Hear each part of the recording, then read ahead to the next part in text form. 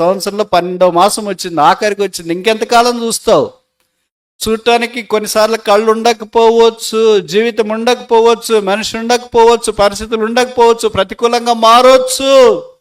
మన శక్తి మీద ఎక్కువసార్లు ఆధారపడ్డామా? ఈ సంవత్సరంలో దేవుని శక్తి మీద ఎక్కువసార్లు ఆధారపడ్డాం. మాకు శక్తి చాలదు, ఏమి చేయటకునూ మాకు తోచదు, నీవే మా దిక్కు. ఎదురు చూచి ఆయన సన్నిధిలో నుండి పొందినప్పుడు కలిగే ఆశీర్వాదం గొప్పది. మరి ప్రార్థనలో ఎంత ఓడిపోయాము, ఎంత గెలిచినామని చెప్పను, ఎందుకంటే గెలవడం అనేది అసాధ్యం. యేసు ప్రభు ప్రార్థనా జీవితాన్ని మనం చూస్తే అసలు ఆయన ప్రార్థనా జీవితం మన ప్రార్థనా జీవితం స్కేల్ పెట్టడానికి కుదరదు. ఆయన మానక ప్రార్థన చేసినాడు, రాత్రింబవళ్ళు ప్రార్థన చేసినాడు, విసుకక ప్రార్థన చేసినాడు, దివారాత్రులో ప్రార్థన చేసి కన్నీటితో ప్రార్థన చేస్తూ వచ్చినాడు. ప్రార్థన చేయటి ఎందు రాత్రికి గడిపినని రాసినారు. మనం ఇలా గడుపుతాం, నిద్రపోవటం ఎందు రాత్రికి గడిపాను, టీవీ చూడటం ఎందు రాత్రికి గడిపాను, మొబైల్ ఫోన్ చూడటం ఎందు రాత్రికి గడిపాను, పోట్లాట ఎందు రాత్రికి గడిపాను, ప్రార్థన చేయటం ఎందు మాత్రం అస్సలు లేదు. యెహోషాపాతు చక్కగా దేవుని ప్రజలను దైవభయంలో పరిపాలిస్తున్న దినాలవి. విచిత్రం ఏంటంటే శత్రువులు ఆయన మీద దండెత్తి యుద్ధం కొరకై కాలు దూతూ వచ్చినారు. యెహోషాపాతు ఆ సందర్భాన్ని విన్న తర్వాత భయపడి యెహోవా యొద్ద విచారించడానికి మనస్సు నిలుపుకొని యూదా వారందరికీ ఉపవాస దినాన్ని చాటించినాడు, పాటించాలని. కనుక యెహోషాపాతు దేవుని మీద ఆధారపడటానికి ఇష్టపడిన వాడని మనకు అర్థమవుతుంది. మొదటి విషయం దినవృత్తాంతాల 2వ గ్రంథం 20వ అధ్యాయము 4వ వచనం. యూదావారు యెహోవా వలన సహాయమును వేడుకొంటకై కూడుకొనిరి. యూదావారు గాడ్స్ పీపుల్, దేవుని ప్రజలు. యూదా అంటే ప్రైజ్, ఆరాధించేవారు, స్తుతించేవారు, ప్రభుని గణపరిచేవారు. ఇంకో మాటలో చెప్పాలంటే రక్షణ పొందిన వారు కొత్త నిబంధన ప్రకారం.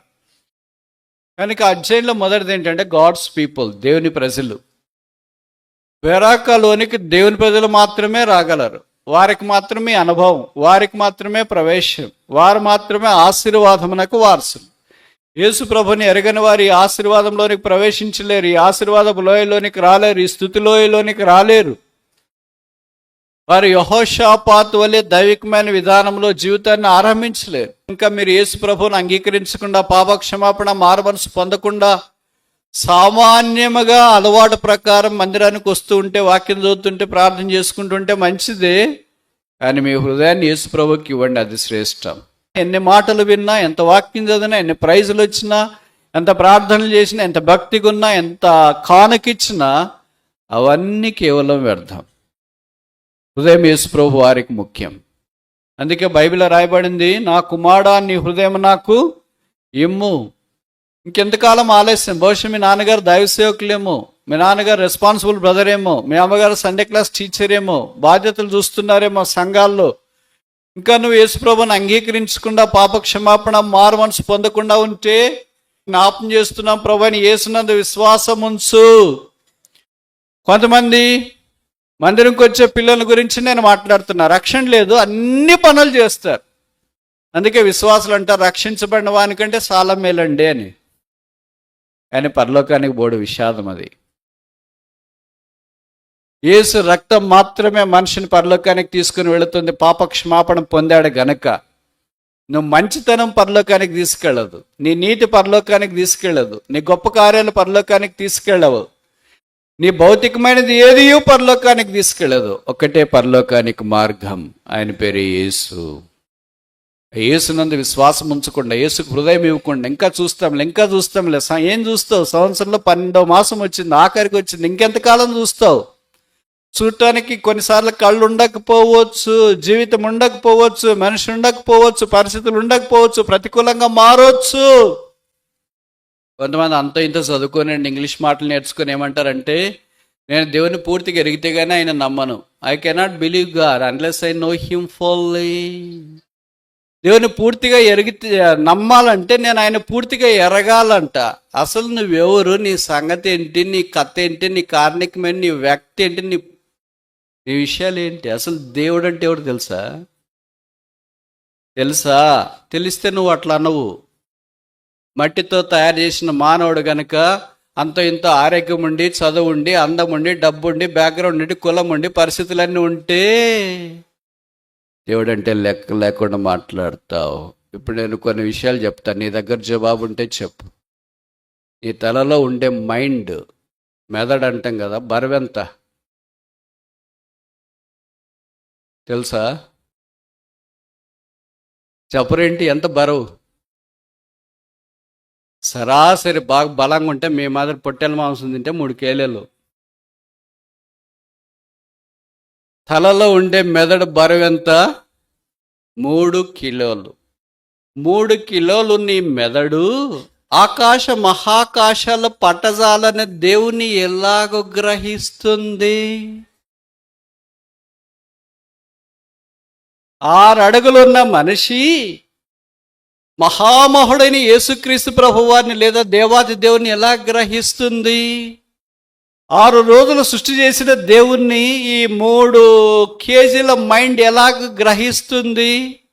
ఓ మానవుడా, దేవుని ఎదుట నీవు నిరుత్తరుడు అయి ఉన్నావు. నీ మైండ్ నీ ఆధీనంలో లేదు. నువ్వేం చేయాలో చేయలేవు. ఏం మంచి చేయకూడదో అదే, ఏ కీడు చేయకూడదో అదే చేస్తావు. ఏం మంచి చేయాలో అది చేయట్లేదు. మనిషి అయిన నీవు చేయవలసిందే చేయటానికి మీ మైండ్ 3 కేజీల మైండ్ నీ స్వాధీనంలో లేదే. ప్రపంచం భూగోళాన్ని సృజించిన దేవాది దేవుడు ఆకాశ మహాకాశాలు పట్టుదలని దేవుడు ఎవడనూ సమీపింపరాని మహామహిమలో అమరత్వము కలిగి శ్రీమంతుడు, అద్వితీయుడు, రాజులకు రాజు, ప్రభులకు ప్రభు, నిత్యత్వం మొదలుక నిత్యత్వము దాకా ఆరాధనలకు ఎక్కడైనా దేవుణ్ణి పూర్తిగా ఎరగడం నీ చేతనవుతుందంటావా? ఆహాహా, దేవుని బుద్ధి జ్ఞాన బాహుళ్యములు ఎంత దొడ్డవి. ఆ దేవుని ఎదుట మానవ బొమ్మ నిరుత్తరుడై ఉన్నాడు. ఆ కారణం చేత మానవుడు దేవుడు నెరగలేదని దేవుడే మానవ రూపాన్ని భూమి మీదకి దిగి వచ్చినాడు. God can become man, but logic doesn't apply here saying that man can also become God. No, absolutely not. దేవుడు మనిషి కాగలిగినాడు, కానీ మనిషి దేవుడు కాలేడు, కాజాడు, కానేరాడు. దేవుడు మనిషి అయ్యటానికి ఎంత సంభవం ఉందో మనిషి కూడా దేవుడు కావటానికి అంతే ప్రాబబిలిటీ ఉందనే లాజిక్ దేవుడి దగ్గరికి వచ్చేటప్పుడు పనిచేయదు. ఆ దేవుడు మానవుడికి భూమి మీద ఉద్భవించి పాపం లేనివాడిగా జన్మించి పాపముగా చేపట్టడానికి శిలువ మీదకి వెళ్ళాడు. ఆయన పేరు యేసు.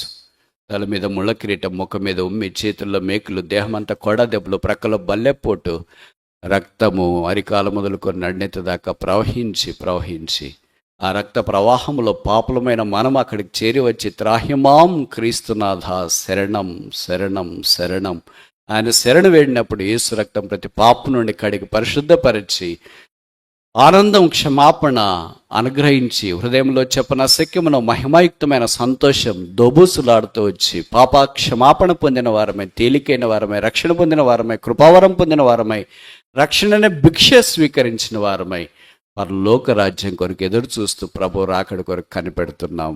ఈ యేసు నీకొద్దా? ఈ రక్షకుడు నీకొద్దా? ఈ పరలోకపు సైన్యాధిపతి నీకొద్దా? ఈ పావనుడి పుణ్యపురుషుడు నీకొద్దా? ప్రభువైన యేసునందు విశ్వాసం ఉంచుము, అప్పుడు నీవును నీ ఇంటి వారును రక్షణ పొందుదురు. యేసునందు విశ్వాసం ఉంచి పాపక్షమాపణ మారుమనసు పొందాలని మనవి చేస్తూ ఉన్నాం. దేవుని ప్రజలు, గాడ్స్ పీపుల్, బెరాకాలోయ ఆరంభం దేవుని ప్రజలు. కనుక ఇంకా యేసునందు విశ్వాసం ఉంచకపోతే విషాదకరమైన సంగతి ఏంటంటే నీవు దేవునికి సంబంధించిన వాడవు కాదు. ఇది నీకు ఇష్టమా? ఈ మాట వినడం ఇష్టమా, కష్టమా?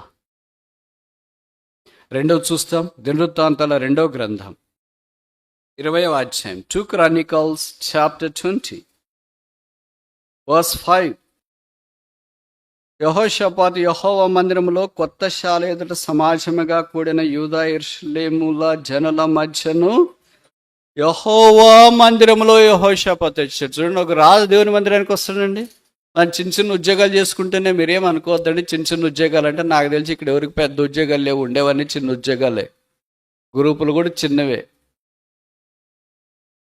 కనుక ఈ చిన్న ఉద్యోగం చేసుకుంటున్నా మనం డిఎస్సీనో కానిస్టేబుల్ ఉద్యోగమో ఏదో ఫార్మసీ ఆ ఉద్యోగం పారామెడికల్ మెడికల్ ఏదో ఒక ఉద్యోగం చేసుకుంటేనే మన దగ్గర రావడానికి మనకు కుదరదు. కొంతమంది అంటారు ఎక్కడుంటాయి బ్రదర్ డ్యూటీలు కుదరదండి అని. డ్యూటీలు ఉంటాయి, కొన్నిసార్లు కుదరదు, అది వాస్తవమే. కానీ అలాగే అలవాటైపోయి అసలు కుదురుకోకుండా చేసుకున్నాం, అదే ప్రాబ్లం. చాలామంది అలాగే అలవాటు అయిపోయి ఉంటారు. ఇక్కడ మనం చూస్తున్నాం, ఒక రాజు దేవుని మందిరంలోకి వచ్చినాడు. రాజు ఎక్కడుండాలా? అంతఃపురంలో ఉండాలా. కానీ రాజు ఎక్కడున్నాడు? మరి దేవుని మందిరంలోకి వచ్చినాడు. కనుక రెండవది ఏంటంటే గాడ్స్ ప్లేస్, దేవుని మందిరం. ఇప్పుడు మనం కొత్త నిబంధనలో ప్రకటన గ్రంథం 1వ అధ్యాయం ప్రకారము లేదా పేతురు ప్రకారం రాజులైన యాజక సమూహముగా చేయబడ్డాం. వాళ్ళైతే అభిషేకించబడిన రాజులు. ఇప్పుడు కొత్త నిబంధనలోనికి వచ్చిన తర్వాత యేసుప్రభు రక్తం ద్వారా కొనబడిన రాజు, రాయల్ జనరేషన్ అంట. యేసుప్రభు రాజుకి భూమి మీద పుట్టాడు. హి was a Born king, not a made king. యేసుప్రభుని రాజుగా చేయాలనుకొని వచ్చినారు అమాయకులు, అజ్ఞానులు. ఆయన రాజు అని వాళ్ళకి తెలియదు. రాజుని ఎలాగ చెప్తారంటే బైబిల్లో రాశారు. మత్తయి సువార్త 2వ అధ్యాయంలో తూర్పు దేశపు జ్ఞానులు యెరూషలేములోనికి వచ్చి హేరోదు దగ్గరికి, where is he that is Born king of juice, యూదుల రాజుగా పుట్టిన వాడు, చేయబడిన వాడు కాదు, అభిషేకించబడిన వాడు కాదు. హి was a Born king, not a made king. ఆయన రాజే పుట్టాడు. ఈ భూమి మీద రాజు కావాలంటే ఎంత ప్రయాసం అండి. మీలో తెలుసు కదా, ప్రపంచాన్ని ఒక్కసారి ఏకఛత్రాధిపత్యముగా పరిపాలించి సూర్యుడు ఉదయించని దేశముగా ఉన్న యూకే,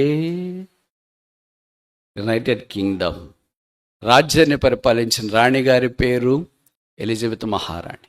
ఆమె చనిపోయిన తర్వాత ఆమె రాజరికాన్ని ఆమె కుమారుడు పేరు చార్లెస్, ఆయన కీటానికి ఇష్టపడి ఆయన తల మీద రాజకిరీటం పెట్టి ఆయన రాజవైభవంతో ఊరేగించినారు. అప్పుడు ఆయన వయసు ఎంతో తెలుసా? Not a Born king, made king. పుట్టిన రాజు కాదు, చేయబడిన రాజు. దాదాపు 70 సంవత్సరాలు పై చిలుకు. అంటే ఒక రాజు కావడానికి అంత వయసు, అందాక బతికితే వాళ్ళంటే బతికినారు అనుకో. అది యేసు రక్తము ద్వారా కడగబడినప్పుడు శిలువ ద్వారా రాజులైన యాజక సమూహములుగా చేసే భాగ్యము ప్రభు మనకు అనుగ్రహించినాడు. ఇప్పుడు వాక్యంలో మనం చూస్తాం, ఆ దేవుని మందిరంలోనికి వారు చేరి వచ్చినారు. ఇది కష్టకాలం, శత్రువులు దాడి చేసినారు. సాధారణంగా మనము యెహోషాపాతుకి వ్యతిరేకంగా చేస్తాం. పరిస్థితులన్నీ బాగున్నాడు మందిరంకి వస్తాం, పరిస్థితులన్నీ ప్రతికూలంగా ఉన్నాడు మందిరం ఎగరగొడతాం. మందిరం ఎగరగొట్టి సోఫాలో ఉన్న పెద్ద గోడ అంతా ఉండే స్క్రీన్ టీవీ చూస్తూ ఆన్ చేసుకొని, మీరేం చెడ్డవి చూస్తారని నేను చెప్పట్లేదు, మంచివే చూస్తుంటారు. క్రిస్మస్ వచ్చింది కదా, షాపింగ్, ఆన్లైన్ షాపింగ్, ఏదో వంటలు ఎట్టు చేయాలా చూస్తారు, ఎలా హెల్త్ కేర్ ఎలాగ ఉండాలా చూస్తారు, ఇలాగన్నీ మంచివే చూస్తుంటారు. But doing what ever is social at the expense of spiritual is also sin. ఇంకోసారి చెప్పనా? Doing social things at the expense of spiritual thing is sin. ఆత్మీయమైన సంగతులు మానేసి సామాజికంగా ఇవన్నీ మనకు అవసరమే కదా అని చూసేది కూడా డాష్. ఇప్పుడు సంగతి ఏంటంటే, యెహోషాపాతు మీదికి శత్రువులు వచ్చినప్పుడు మందిరంలోకి వచ్చినారు. మనకు కష్టాలు వచ్చినప్పుడు, బాధలు వచ్చినప్పుడు, ఇబ్బందులు వచ్చినప్పుడు ఇంట్లోనే కూర్చొని ఏడుస్తుంటాం.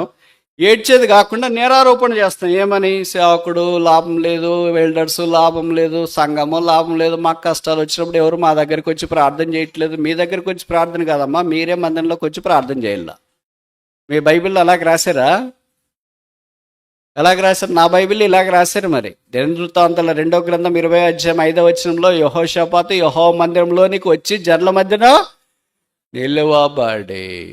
యెహోషాపాతు లాంటి రాజే దేవుని యొక్క మందిరంలోనికి, ఆయన అంతఃపురంలోనికి పిలిపించవచ్చుగా అందరినీ. అంతఃపురం పిలిపిస్తారా? వస్తారా? రారా? ఇక్కడ చూడండి, ఆ తల్లిద వైపు ఎందుకు చూస్తారు? నేను మొదటే చెప్పిన, ఆ తల్లి ఇక్కడ లోపలికి వచ్చిందని. తెలుసు, ప్రతి మందిరంలో ఇలాంటి తల్లలు ఉంటారు. పోస్డ్ మదర్స్ అంటారు వాళ్ళని.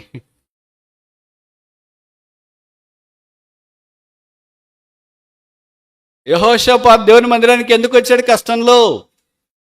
వాళ్ళని చెప్పారా అక్కడికి వెళ్ళాలన్నా అని? అక్కడికి వెళ్ళకపోతే కష్టమన్నా అని వాళ్ళని చెప్పారా? దేవుని యొక్క వాక్యంలో మనం అంతకుముందు దినాల్లో చూస్తే దినవృత్తాంతం 2వ గ్రంథం 7వ అధ్యాయం 14 అనుకుంటా, నా పేరు పెట్టబడిన ప్రజలు తమను తాము తగ్గించుకొని దేవుని మందిర ఆవరణంలోనికి వచ్చి ప్రార్థన చేసి నన్ను వెదికి చెడు మార్గంలో విడిచిన యెడల ఆకాశమందుండు నేను వారి ప్రార్థన విని వారి పాపములు క్షమించి వారి దేశమును. ఈ సంగతి మనకు తెలుసు, సొలొమోను చేసిన ప్రార్థన.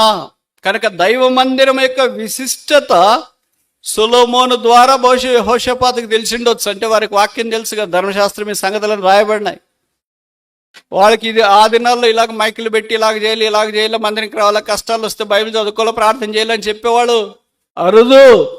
ఎవడని ప్రవక్తులు ఉంటే ఉంటారు, కానీ ఈ దినాన మైకులు పెట్టి యూట్యూబ్లు పెట్టి వాక్యం చెప్పి లైవ్లు ఇచ్చి అన్నీ చెప్పినా కూడా మందిరం మానేసేవాళ్ళు, ఎగురగొట్టేవాళ్ళు చాలామంది.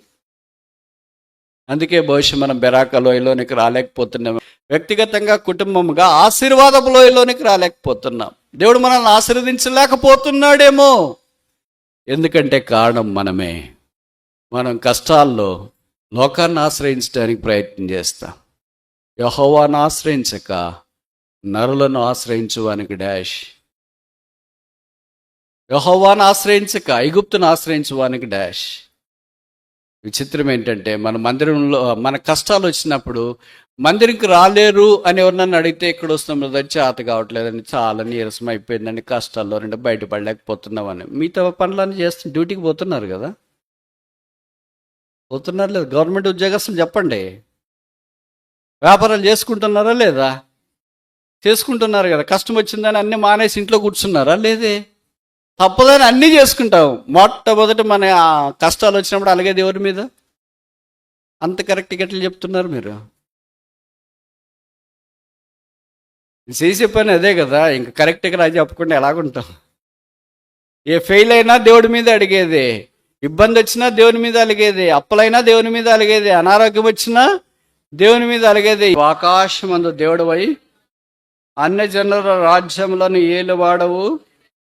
సరే, ఇంకా చాలా ప్రార్థన చేశాడు. 12వ వచనము ఆఖరి వరుస, మాకు శక్తి చాలదు, ఏవి చేయటకును మాకు తోచదు, నీవే మాకు దిక్కు అని ఏం చేశాడు? ఒక రాజు ప్రార్థన చేస్తాడా చేయడా? ఎంత తగ్గించుకొని వచ్చాడు చూడండి ఈయన. అసలు నేను రాజు, ప్రార్థన చేయడం ఏంటి? ఎవరన్నా 4-5 పిలిచిరే, మీరు వెళ్ళి ప్రార్థన చేసుకోపోరా, జవాబు వచ్చిన తర్వాత నాకు చెప్పండి రా అని చెప్పొచ్చు.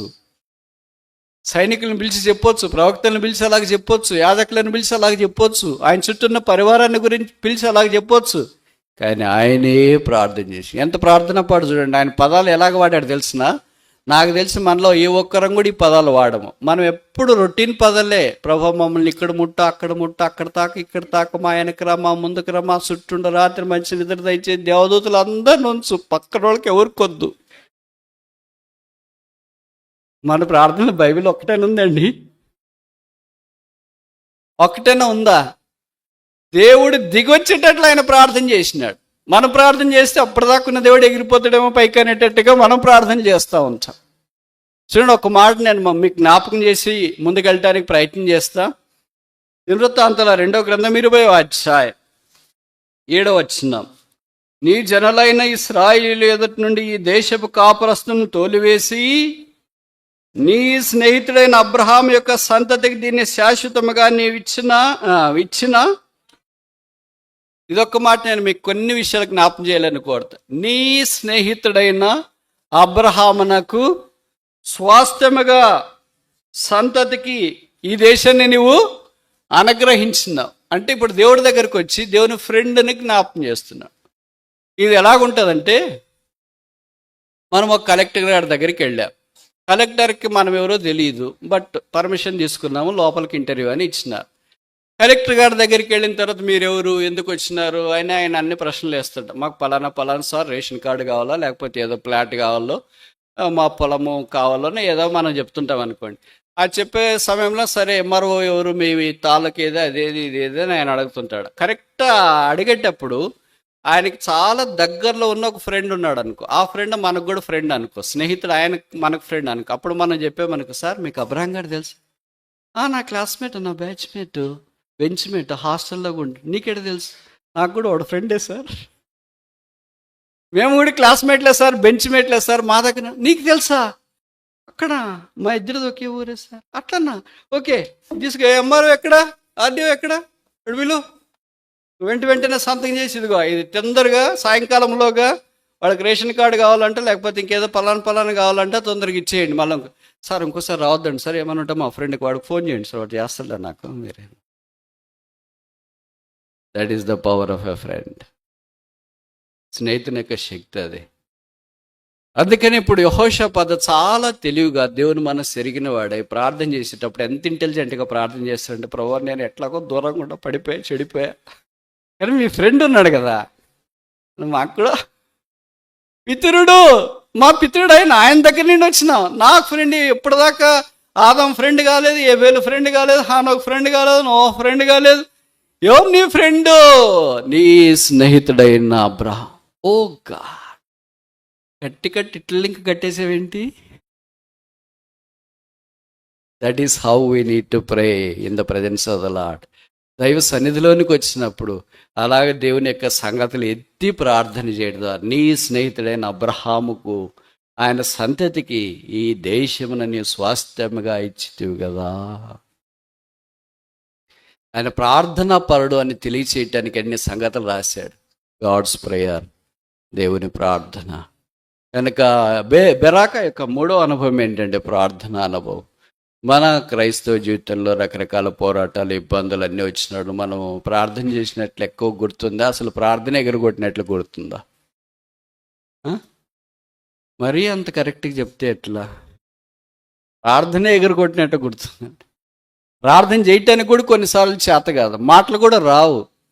ఏదో పడుకొని ఉండి ప్రభు ఈ రాత్రి మంచి నిద్ర తెచ్చి నీకు ఇష్టమైతే ఉదయం బతికి, లేకపోతే తీసుకో. ఇలాగ రకరకాల నీరసంతో, నిరాశలతో, నిస్పృహలతో ఎలాగెలాగో ప్రార్థన చేసి మొత్తానికి సముద్రపు అలల చేత కొట్టమిట్టాడే 12వ నెల ఒడ్డుకు పడ్డావు.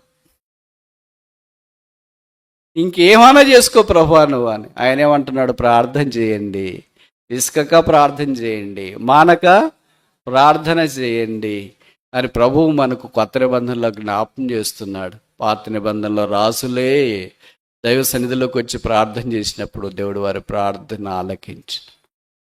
దేవుని పేరు ప్రార్థన ఆలకించువాడు. 65వ కీర్తన 2వ వచనంలో మనం చూస్తాం. 123వ కీర్తన 2వ వచనంలో కూడా రాయబడింది, దాసుడు తన యజమాని వైపు చూచినట్లు, దాసి తన యజమానురాలు చేతులతో చూస్తున్నట్లు నీ నుండి సహాయం పొందు పర్యంతం మా కన్నులు నీ వైపు చూస్తున్నాయి. ఎదురు చూచి ఆయన సన్నిధిలో నుండి పొందినప్పుడు కలిగే ఆశీర్వాదం గొప్పది. మరి ప్రార్థనలో ఎంత ఓడిపోయాము, ఎంత గెలిచినామని చెప్పను, ఎందుకంటే గెలవడం అనేది అసాధ్యం. యేసు ప్రభు ప్రార్థనా జీవితాన్ని మనం చూస్తే అసలు ఆయన ప్రార్థనా జీవితం మన ప్రార్థనా జీవితం స్కేల్ పెట్టడానికి కుదరదు. ఆయన మానక ప్రార్థన చేసినాడు, రాత్రింబవళ్ళు ప్రార్థన చేసినాడు, విసుకక ప్రార్థన చేసినాడు, దివారాత్రులో ప్రార్థన చేసి కన్నీటితో ప్రార్థన చేస్తూ వచ్చినాడు. ప్రార్థన చేయటి ఎందు రాత్రికి గడిపానని రాసినారు.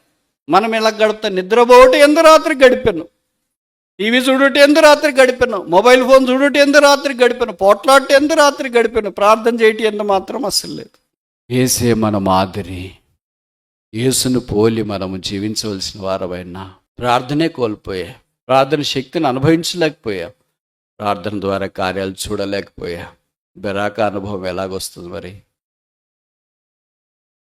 యేసు రక్తం ద్వారా కడగబడి క్షమాపణ పొంది ప్రభువా తిరిగి నన్ను సమకూర్చు, ఈ సాన్నిధ్యంలో యెహోషాపాతు వలె ప్రార్థన చేస్తూ నాకు నేర్పించు. 4 చూస్తామా? 2 Chronicles chapter 2, దినవృత్తాంతం 2వ గ్రంథం 20వ అధ్యాయం 12వ వచనం. మా దేవా, నీవు వారికి తీర్పు తీర్చవా? మా మీదకి వచ్చి గొప్ప సైన్యంతో యుద్ధం చేయుటకును మాకు శక్తి చాలదు, ఏమి చేయుటకును మాకు తోచదు. నీవే మా దిక్కు అని, నీవే మా దిక్కు. దిక్కులు ఎన్ని ఉన్నాయి? 4. క్రైస్తవునికి 5 దిక్కులు ఉన్నాయి. తూర్పు, పడమర, ఉత్తరం, దక్షిణ 4 దిక్కులు కాకుండా నీవే మా దిక్కు.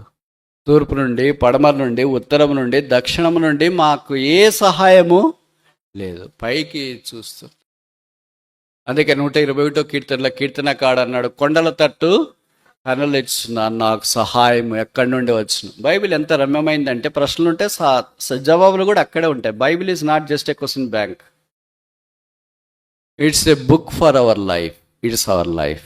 మన జీవితానికి పుస్తకం మన జీవితం. అందుకే ప్రశ్న ఏంటి? Whence cometh my help from? నాకు సహాయం ఎక్కడి నుండి వచ్చును? జవాబు ఏంటి? 121 రెండవ వచనం, భూమి ఆకాశములను సృజించిన యెహోవా వల్లనే my help coming from God that made heaven and earth. దేవుని యొద్ద నుండి వచ్చిన రాయొచ్చు కదా, ఎందుకు అది మరి రాశారు? భూమి ఆకాశం సృజించిన యెహోవా అని ఎందుకు రాశారు? ఆ అబ్జెక్టివ్ ఎందుకు రాశారు? ఆయన చేసిన పని ఎందుకు రాశారు? ఎందుకు రాశారంటే ఎవడన్నా మీకు సహాయం చేస్తామని చెప్తే ఆ సహాయం చేసే కెపాసిటీ ఏంటో మనం తెలుసుకోవాలనుకుంటాం. ఊరికే దారెమ్మడి పోయేవాళ్ళు, భిక్షం అడుక్కునేవాళ్ళు, అమ్మా మేము మీకు సహాయం చేస్తామంటే నీ పని నువ్వు చూసుకోరా, తర్వాత సంగతి మా పని ఆలోచిస్తూ అంటాం. అదే ఒక పొలిటికల్ లీడర్, ఒక కలెక్టర్, ఒక పెద్ద ఆఫీసర్ వచ్చి మేము మీకు సహాయం చేస్తామని అంటే మనకి ఖచ్చితంగా గూజ్ బంప్స్ వస్తాయి, వెంట్రుకలు లిక్కుపరుచుకుంటే, అయ్యో వాళ్ళు మాకు సహాయం చేస్తారంటే పలానా మంత్రి గారు, పలానా ఎంపీ గారు, పలానా ఎమ్మెల్యే గారు, లేదా పలానా కలెక్టర్ గారు, ఆర్డీఓ గారు మాకు సహాయం చేస్తారు. ఎలాగ మీరు నమ్ముతున్నారు ఆ వ్యక్తిని? ఆ వ్యక్తి ఉన్న పవర్ని బట్టి నమ్ముతున్నారు, శక్తిని బట్టి నమ్ముతున్నారు. కనుక యేసుప్రభు యొక్క శక్తిని, లేదా దేవుని యొక్క శక్తిని ఇక్కడ కీర్తనకాడు జ్ఞాపం చేస్తున్నాడు. దేవుని ఎదురైనా మనకు సహాయం వస్తుందంటే దేవుడు అంటే ఎలాంటి శక్తి కలిగిన వాడు మీకు భవిష్యత్తు తెలియదేమో నేను అక్కడ గుర్తు చేస్తున్నాను. ఈ కీర్తనకాడు మనకు గుర్తు చేస్తున్నాడు, ఆయన భూమిని ఆకాశమును సృజించిన వాడు. భూమి ఎంతని చెప్పాలా, ఆకాశం ఎంతని చెప్పాలా?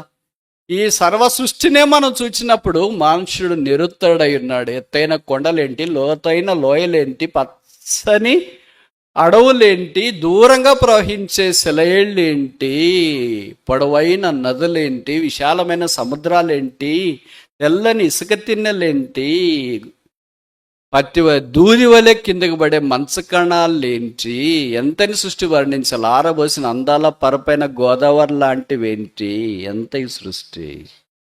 భారతదేశంలోనే ఇంతుంటే ఇలాంటి దేశాలు ప్రపంచంలో దాదాపు 200 ఉన్నాయి. 200 దేశాల సృష్టి ఇంతుంటే సముద్రం ఇంకెంత?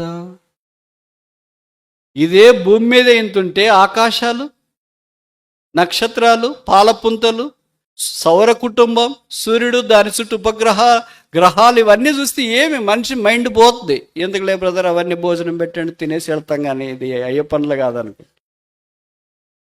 ఆహా, నువ్వు కలగజేసిన ఆకాశ నక్షత్రములను చూడగా నువ్వు మనిషిని జ్ఞాపం చేసుకోవటానికి వాట్ ఈస్ హీ, ఎంతటి వాడు, ఏ పాటి వాడు. ఆయన మనల్ని ప్రేమించి మన కొరకే శిలువ రక్తాన్ని చిందించి రక్త ప్రవాహము చేత మనల్ని కడిగి పరిశుద్ధపరిచి మనకు ఆయన శక్తి అనుగ్రహించాలని కోరుతున్నాడు. గాడ్స్ పవర్, మాకు శక్తి చాలు. మనమే అనుకుంటా మాకు శక్తి. చెప్పండి, ఇంతదాకా చెప్పినారు కరెక్ట్గా, ఇప్పుడు చెప్పట్లేదే. శక్తి చాలదా? మాకు శక్తి సరిపోతుందని మనం అనుకుంటాం, కానీ యెహోషాపాతు అన్నాడు మాకు శక్తి చాలు. పౌలు అన్నాడు నేను ఎప్పుడు బలహీనో అప్పుడు when I am weak then I am strong. నా బలహీనతలో దేవుని శక్తి నాకు. అందుకే ఎఫెసీ పత్రిక 3:20-21 బైబిల్లో రాయబడుతూ వచ్చింది, మనలో కార్యసాధకమగు ఏంటది? తన శక్తి.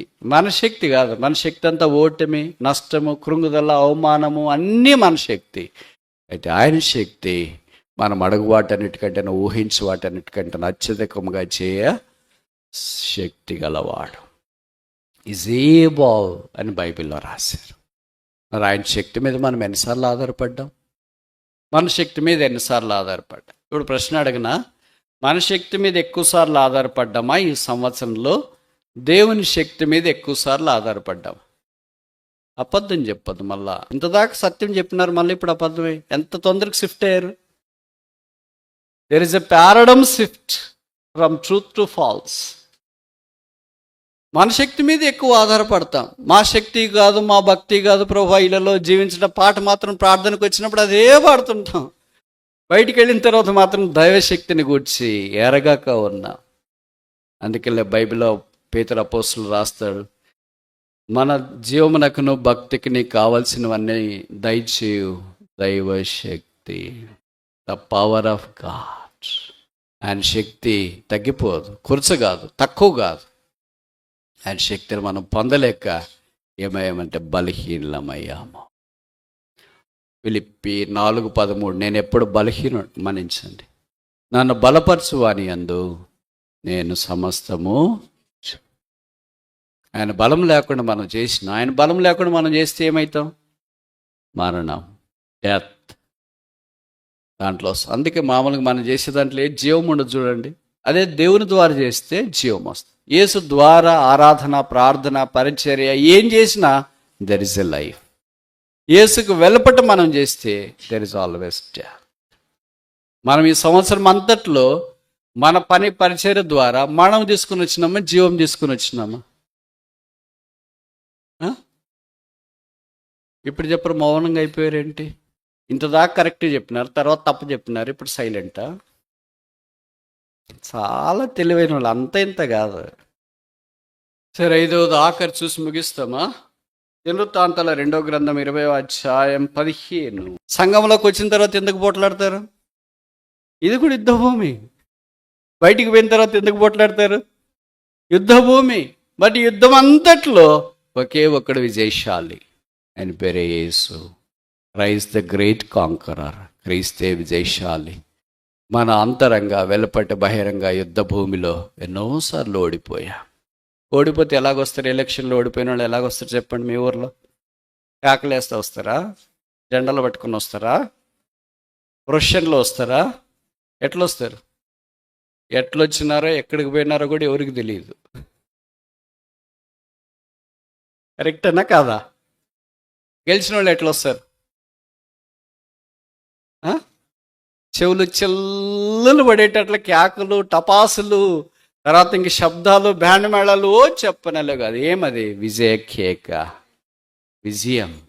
భూ సంబంధమైన ఒక పార్టీలో గెలిస్తే 5 ఏళ్ళు, మళ్ళా తర్వాత ఏం నమ్మకం లేదు. ఈ 5 ఏళ్ళ గెలుపుకే చెవులు చెల్లెలు పడేటట్లు కేకలేసి టపాసులు కాలుస్తూ ఊరంతా ట్రాఫిక్ జామ్ అయిపోయిన వాళ్ళు ఊరేగింపు ఎప్పుడో సాయంకాలం, రిజల్ట్ వస్తే సాయంకాలం నుండి నెక్స్ట్ డే సాయంకాలం దాకా రోడ్ల మీదే. 5 ఏళ్ల విజయానికి యేసుక్రీస్తు ప్రభు ద్వారా విజయం, నిత్యత్వం నుండి నిత్యత్వం దాకా. Christ is the victor. యేసే విజయశాలి. ఆయన అందుకే బైబిల్లో రాయబడి ప్రతిదినము విజయముతో, విజయోత్సాహంతో ఊరేగిస్తున్న వాళ్ళంతా ఒకసారి 5 ఏళ్ళకి ఒకసారి ఊరేగింపు. మనమేమో యేసునందు విశ్వాసం ఉంచిన వారు ప్రతిరోజు విజయం బట్టి ఊరేగింపు. ఆ విజయం యేసునందు మనకు కలుగుతుంది.